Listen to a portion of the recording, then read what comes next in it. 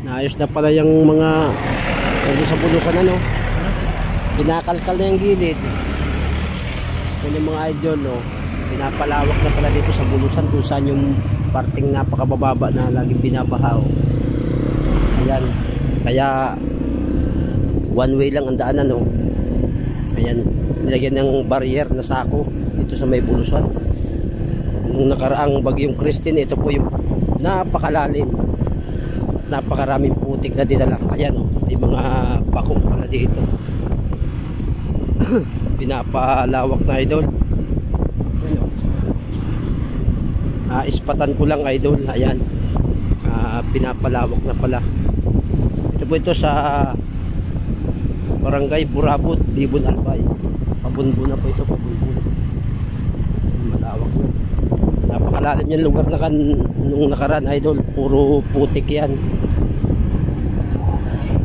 Naayos na pala. Grabe, itong lugar na to, binabaha talaga to. Yung parte ng bulusan na to, hanggang dito na sa papunta na ng Bunbun.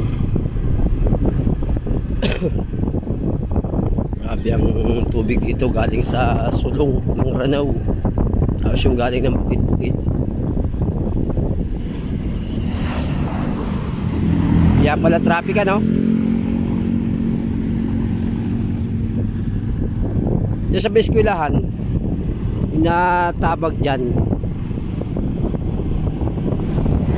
Tignan daw natin dyan yung natabag na kalsada kung naayos na.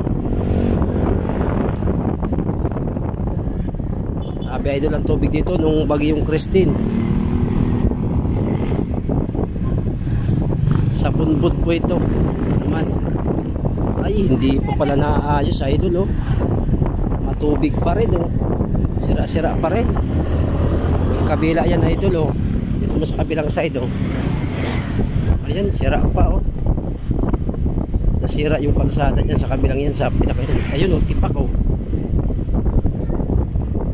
Ito na po itong merkado ng Bunbun. Oh.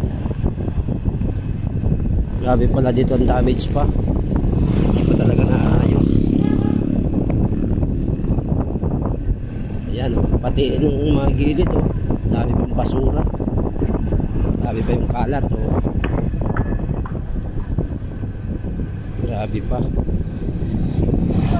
Yan ang Bunbun.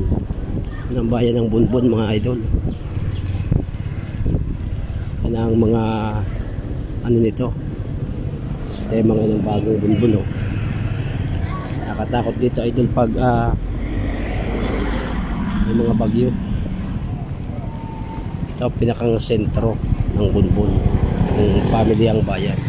Yan, thank you very much. Yan muna po, patang mga yan.